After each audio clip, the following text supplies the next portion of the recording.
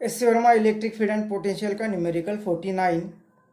A ball of mass 100 gram and having a charge of 4.9 into 10 raised to minus 5 coulomb is released from rest in a region where horizontal electric field of 2 into 10 raised to 4 Newton पर coulomb exit. तो इसमें A B C part करना है. तो पहले ए part देखते हैं. Find the resultant force acting on the ball.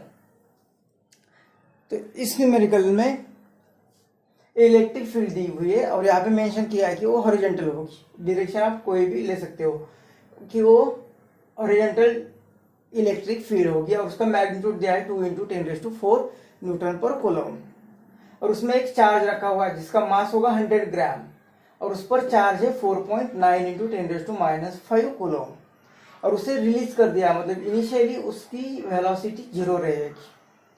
अब ये जो अगर पॉजिटिव चार्ज है तो जो भी आप डायरेक्शन लोगे इलेक्ट्रिक फील्ड की उस डायरेक्शन में मूव होगा. तो उस पर क्योंकि कोई भी चार्ज अगर इलेक्ट्रिक फील्ड में रखते हैं तो उस पर फोर्स एक्ट होता है और वो फोर्स पॉजिटिव चार्ज है तो in the direction of field, negative है तो इन अपोजिट डायरेक्शन. ये पॉजिटिव है तो उसी डायरेक्शन में यहाँ पे एफ ई लगेगा. ये पार्टिकल में इसी डायरेक्शन में इलेक्ट्रिक फोर्स लगेगा और ये डाउनवर्ड डायरेक्शन में ग्रेविटी के कारण जो मास है तो ग्रेविटेशनल फोर्स तो लगेगा ही. तो इस तरह से दो फोर्स लग रहे हैं और हमें क्वेश्चन है कि रिजल्टेंट फोर्स फाइंड करो. तो ये दो वेक्टर है तो उसका रिजल्टेंट कहीं पे तो इस डायरेक्शन में आएगा.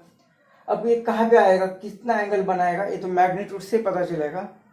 तो ये हमें पहले तो रिजल्टेंट फाइंड करना है. तो ये दोनों का रिजल्टेंट अब यहाँ पे इतना तो दोनों में तो 90 का एंगल होगा क्योंकि ये इन द हॉरिजॉन्टल डायरेक्शन में इलेक्ट्रिक फील्ड है और gravitational force in downward direction में, तो दोनों में 90 का एंगल तो है ही. मतलब ये दो वेक्टर के बीच में 90 का एंगल है. तो उसका रिजल्टेंट क्या आएगा, इनका रिजल्टेंट आएगा ये जो एफ ई इसका स्क्वायर प्लस ये जो ग्रेविटेशनल फोर्स है उसका square plus 2 a force into cos theta. लेकिन कॉस थीटा 90 है तो वो 0 टर्म बनेगी. तो अभी हमें इक्वेशन फाइंड करने के लिए इनके मैग्नीट्यूड फाइंड करने पड़ेंगे. तो एफ ई मतलब क्या होता है Q इंटू ई. तो Q कितना दिया हुआ है, चार्ज 4.9 इंटू 10⁻⁵ और इलेक्ट्रिक फील्ड 2 इंटू 10⁴. तो ये F E is equal to ये दोनों का मल्टीप्लीकेशन किया तो ये आएगा 9.8 इंटू और ये 10⁻⁻1. मतलब ये एफ ई आ रहा है 0.98 न्यूटन. उसी तरह से यहाँ पे ग्रेविटेशनल फोर्स भी फाइंड करना है, M G A F G find करना है. तो ये कितना आएगा, ये है एम जी. एम की वैल्यू दी है 100 ग्राम. तो ये 100 ग्राम का केजी में करना है तो 10⁻⁻3. जी की वैल्यू 9.8 ले रहे हैं. क्यों 8 ले रहे हैं, क्योंकि ये दोनों का अगर आंसर देखते ये 10⁻+2 और ये -3 मतलब 10⁻⁻1. तो इसका एक डेसिमल तो ये 0.98. तो इतना आएगा ग्रेविटेशनल फोर्स.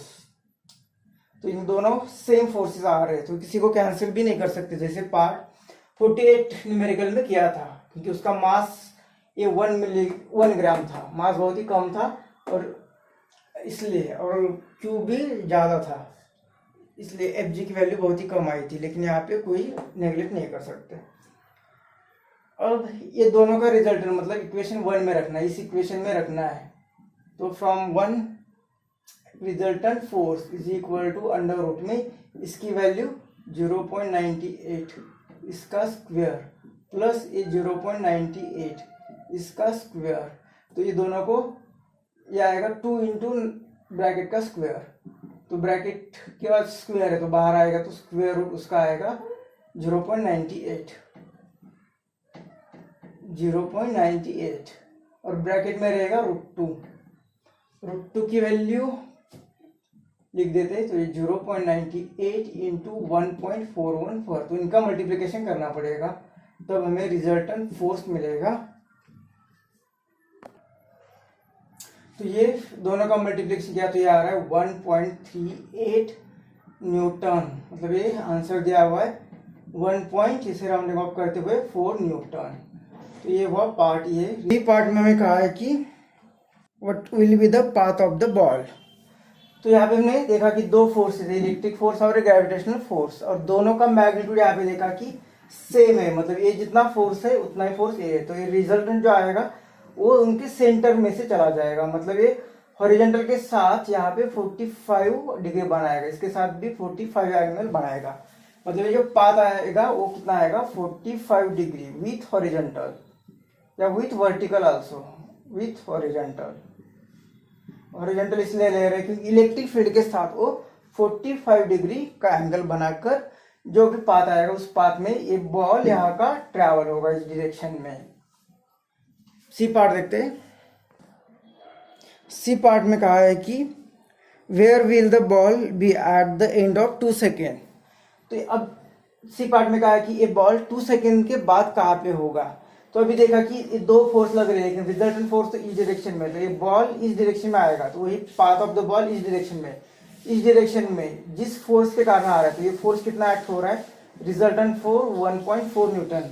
इस फोर्स के कारण ये बॉल यहाँ पे इस डायरेक्शन में ट्रैवल हो रहा है। तो 2 सेकेंड के बाद वो कहाँ पे आएगा, मतलब कितना डिस्टेंस ट्रैवल करेगा, तो ये हम इस तरह से फाइंड कर सकते हैं। लॉज ऑफ मोशन का सेकेंड इक्वेशन, इस बॉल को रिलीज किया है मतलब ये 0 है, तो S is equal to 1/2 acceleration t square. Time 2 second दिया हुआ है, एक्सेलरेशन कितना होगा, तो एक्सेलरेशन आएगा फोर्स अपॉन मास। तो S इज इक्वल टू 1/2। अब कौन से फोर्स के कारण वो इस डायरेक्शन में आ रहा है, तो रिजल्टेंट फोर्स के कारण, मतलब एक्सेलरेशन जो आएगा रिजल्टेंट फोर्स अपॉन मास और ये t स्क्वायर। तो उसमें वैल्यू पुट करेंगे तो 1/2, रिजल्टेंट 4 है 1/4, और मास 100 ग्राम मतलब 100 इंटू 10⁻³ kg, और t 2 सेकेंड दिया हुआ है हमें, उसका स्क्वायर किया, तो ये इसके लिए आंसर होगा। अब ये 2 इंटू 1.4 ये आएगा 2.8, और ये 10⁻², 10⁻³ मतलब 10⁻1 ऊपर चला जाएगा तो 10 होगा, मतलब ये आएगा 28 मीटर।